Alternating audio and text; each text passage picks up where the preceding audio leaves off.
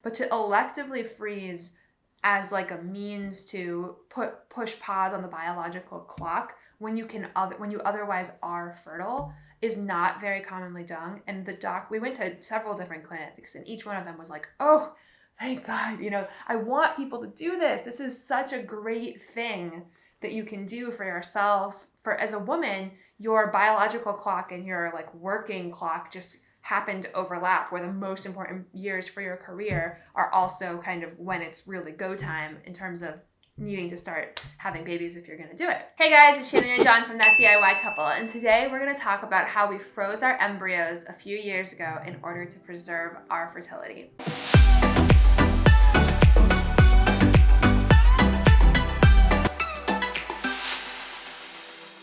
Turned 30, we decided that we wanted to have a family someday together, but we weren't ready at that moment to have babies because we were in a financial position that we didn't feel secure.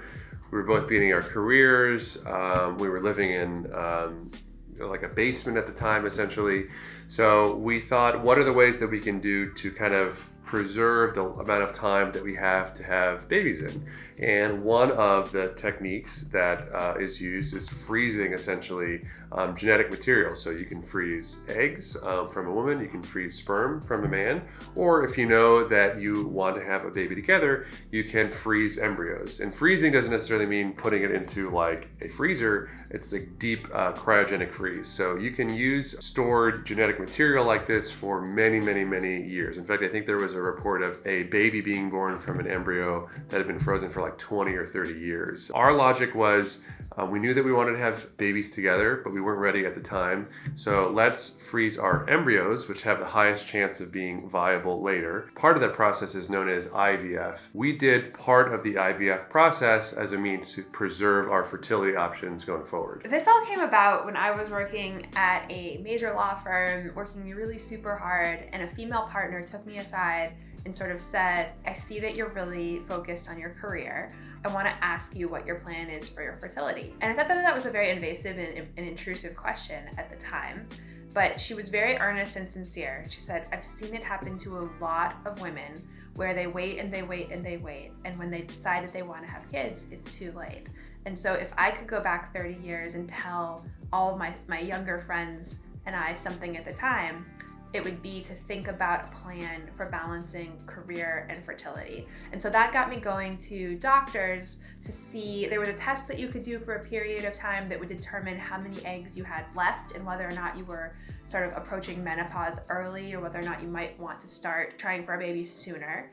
And so the first thing I did was I went to a doctor and I had them do that test. When they did that test, they said, what are you doing here? You're super fertile. And that was really great to know. I would have liked to have known if it were the other way too. I would have wanted to know if I needed to hurry. But it was also really like a relief to know that I had a really large supply of eggs still viable at that time. And this was 5 or 6 years ago now, so it's entirely possible that's changed a fair amount.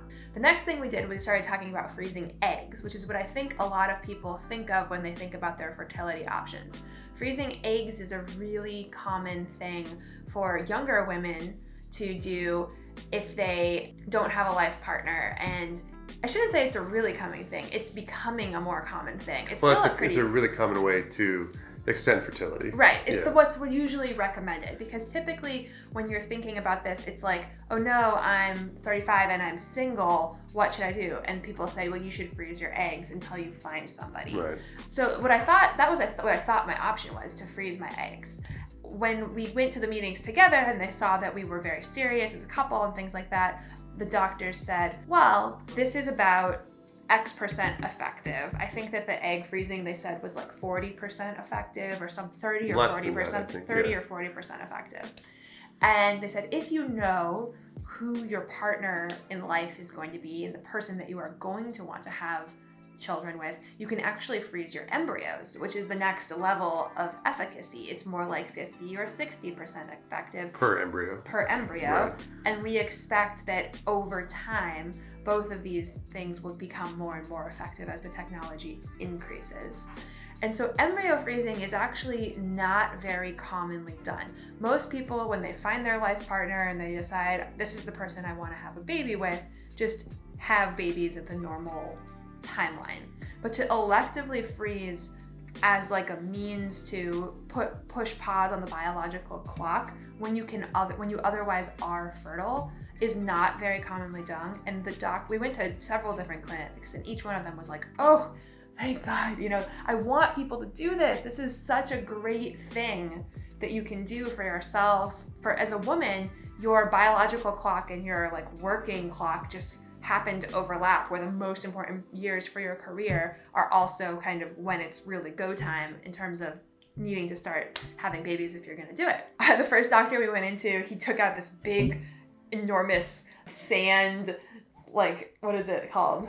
Like a time, the sand, where the sand drops down, and he turns it around and he goes, time.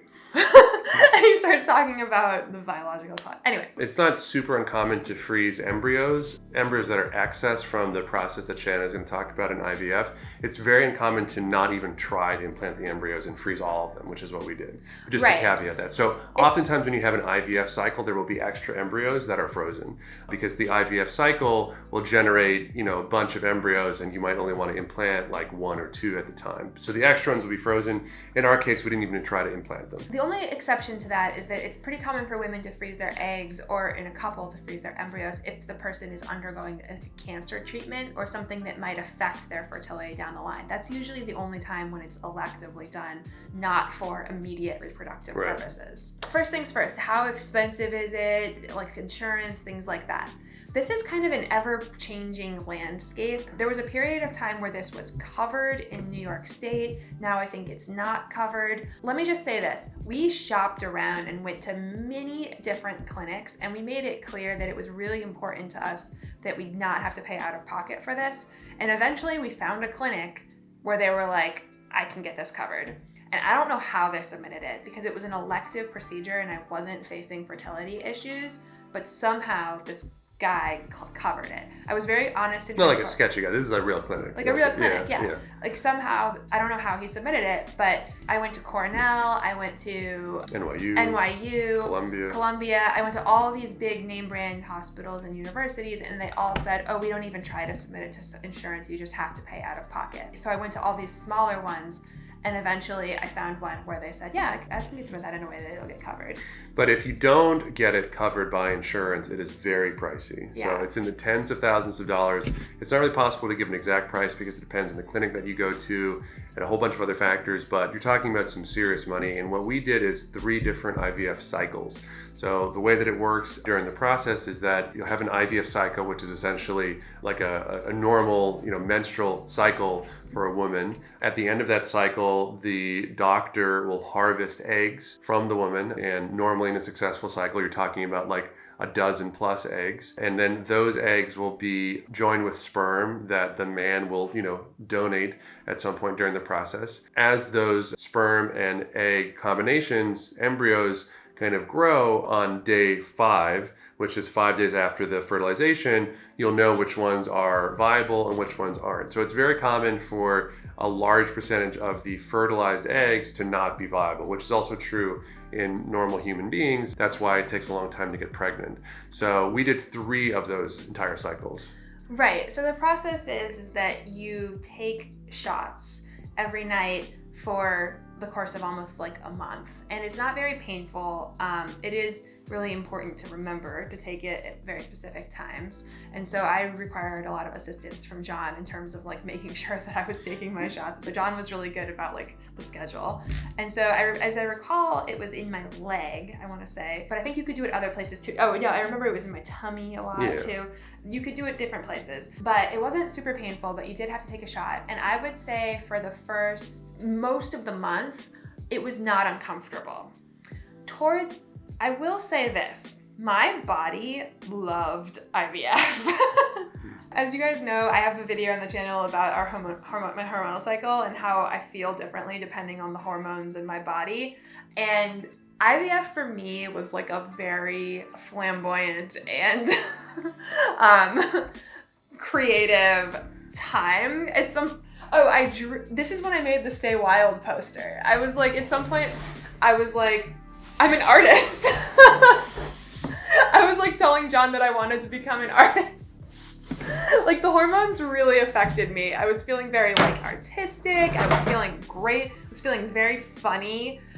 It was kind of like in my cycle video, you see how great I feel when I'm ovulating. And I felt like that the whole cycle. I felt amazing. I was also quite emotional. We watched Finding Dory together and I was crying within 30 seconds of the opening because it was emotional. I was just like, John came up and held my hand and I started crying. I was just so overwhelmed with like love. So, but by the end of the cycle, I think it's uncomfortable. I was uncomfortable. Because you have so many eggs. You know, normally your body, I think, a woman's body will produce something like 1 or 2 eggs per cycle. And in this case, you're producing like 20 eggs. Yeah. So I was like hefty at the end. Right. I was bloated. And at the very end, there is the trigger shot, right, which is the shot that triggers ovulation, like the eggs actually coming down. And that is very specifically timed. So it's like you give the trigger shot at 10 a.m. and then you have to be at the doctor's office the next day at like 11:43 a.m. The most successful cycle for us was the first time. Right. And I think that what had happened during this 3 different cycles was that we actually started losing weight. So if you go watch some of our other videos about our weight loss, how we lost 100 pounds each, we started losing 100 pounds at the very beginning of this IVF journey. So we're doing it simultaneously. And at the beginning, I think that was before we started our weight loss. Right. And then the second one was during, the third one was during. And so something that we found out was that when your body is losing weight, that I think is not a great time to have birth or to conceive, because I think your body is saying like, I need to conserve resources. I don't need to like create new life. So our first time that we did the extraction is what the story that you're telling. We got like 20 plus. All the other times we got, I think, more like a dozen or something like that, or maybe even less. Right, exactly. So from the first cycle, I think we had 8 or 10 embryos that were viable from it. And then all the other cycles combined, I think we had maybe a maximum of 6 combined in 2 cycles. Right, so at the end we had 12 embryos that were like viable, that we I think we have 14. Oh, 14. We have something like that. Yeah, I actually like a don't hockey know. Team. Yeah. My joke, because there's frozen in liquid nitrogen, my joke is that they're gonna emerge like fully formed from the liquid nitrogen, like Sylvester Stallone in Demolition Man. If I were gonna do it again, I would not attempt to be dieting for sure. Right. And I would also really make an effort to control stress, because particularly in the last cycle, I think they were monitoring how many eggs I had, and it kept going down. And it was actually because it was like a really stressful time in my life. And so doing whatever you can, especially if you've only got like 1 shot, you've saved up and you're like really like putting all your eggs literally in this basket, like try to take the month off. Or try to take at least like the last couple weeks off. I think it's also important that there is a lot to say about the skill of the doctor that you're using in this. This is not like getting, like having your arm broken and getting a doctor put on a splint or something like that. There are many different ways that doctors do this. Timing is really important. The dosage is really important. Their follow-up is really important. All these like small things can make a huge difference to the outcome of the process. And that we're talking about this very happily because we did this electively, but most people that do this procedure, it's not elective. It's because they have fertility issues and they can't get pregnant, and that becomes super, super, super stressful and challenging and difficult, and they might have gone through many different cycles and not had any successes. So I just want to recognize that in our case, it was very fun and we had a lot of success with it. Because we'll see. We haven't actually transplanted. But we had a lot of success just in the number of embryos that we generated, because we don't have underlying fertility issues that we were aware of or that we've been diagnosed with. But for a lot of people going through it, it's not the case. So one question that we get a lot is, we just had a baby. She's now 8 months old. Did we use the embryos that we froze for our baby? And the answer is no, we actually didn't. When we got pregnant, it was right around Shannon's 35th birthday, and we didn't have a lot of concern. We thought we'd try and see what happened. We got pregnant immediately. I think for our second baby, we are hoping to have more kids. That's why we did this whole thing. For our second baby, we're probably going to try naturally again. And if that goes well, we get pregnant pretty quickly. That'll be fine. But I think for babies, we actually already did get pregnant very quickly without trying. And unfortunately, I had a miscarriage. Right. Which gets to John's point about how I had a miscarriage that was so early that a regular woman who wasn't tracking her cycle pretty fastidiously probably wouldn't even have realized that she was pregnant. Right. Like it was I was pregnant for like a couple of days, but I had the positive test and all of that. It's very common, and it's important to, like you said, pause and just say, like, we understand that we have been very lucky with our fertility journey and that not everybody has the same experience, and that I think particularly for those people who are undergoing IVF, in order to bring a baby to the world, that is just such a beautiful thing. It's those babies are so loved. Our plan right now is to try naturally for our second baby, and then for future babies, we'll probably end up using the embryos that we have. And so we haven't been through that process yet. We can't really describe what that process is like, but we're hoping that of the embryos that we have saved, we'll get, 2 or 3 viable babies from those embryos. And that's kind of what we're hoping for, is to have a family of 5 kids. If you watched our lifetime goals video, we talked about that in more detail. So they told us that of the embryos that we freeze, it's probable that like 50%, what happens is they take the man's sperm and they mix it in a little petri dish, and then they wait for 4 days. And when the cells have divided to over 100 cells, it's reached what's called the blastocyst phase. And then, assuming that everything looks good, they freeze that, and that is a pretty high chance of success. They think of those, the possibility of getting pregnant was what percentage? I think it was. It's like 1 in 2. Well, yeah, over. Like, yeah. I think it was But like something that we didn't do is that it's very common to do genetic testing on the embryos because it's possible today. We actually did not do that except for 1 embryo, because we thought that in the future the range of things that are testable might be higher. So right. normally, and we don't want to do it more than once. You don't want to like thaw. Right. So thaw I have a brother who suffers from what we believe to be like a schizophrenia type issue, and I have a lot of mental illness in my family, and I have another brother who's multiply handicapped, and John has autism in his family and things like that. And so those types of psychological issues are not really the genetic pathways that lead to them are not particularly well understood right now, but the knowledge that we have about the human genome and DNA is expanding exponentially every year. And so our thought was that even between 5 years ago and today, let alone 5 years from now, when we might use these embryos, there's probably a lot more that they will know. And that gets into some really difficult eugenics-like questions and ethical questions that are really hard and really personal.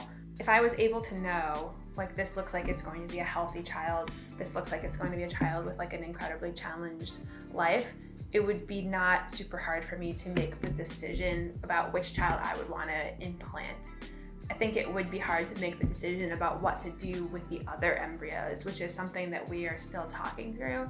And I think that where we've come out is that we would like to donate any embryos that we don't use, either for whatever reason. I think there's probably going to be extra embryos that we have that we just can't possibly raise all of these kids ourselves.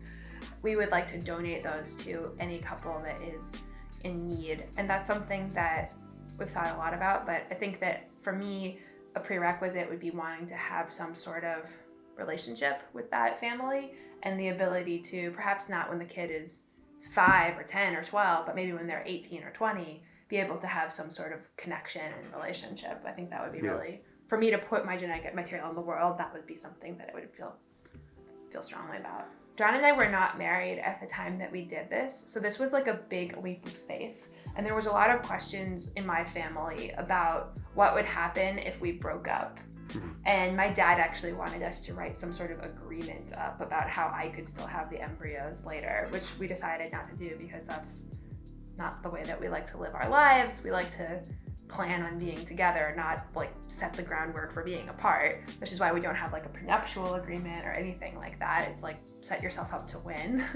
How was the experience for you too? We didn't talk about. Well, the experience for me was a lot different because I obviously was not really carrying the eggs and not, injecting myself with hormones. You go and you give a sample. I did a sample like Shannon did for testing for fertility issues and all that. And so when you get back, in my case, I got back my results from my sperm donation, and the doctor was you're very fertile, all of your sperm are, normal. It's very awkward and strange. And I have some strange experiences from that you can only imagine might be, but it's part of the process. And we were successful in doing it, so I'm happy about that. Let us know if you have questions about our IVF and embryo freezing journey. If you have experience with this, what your thoughts are, we'd love to hear from you.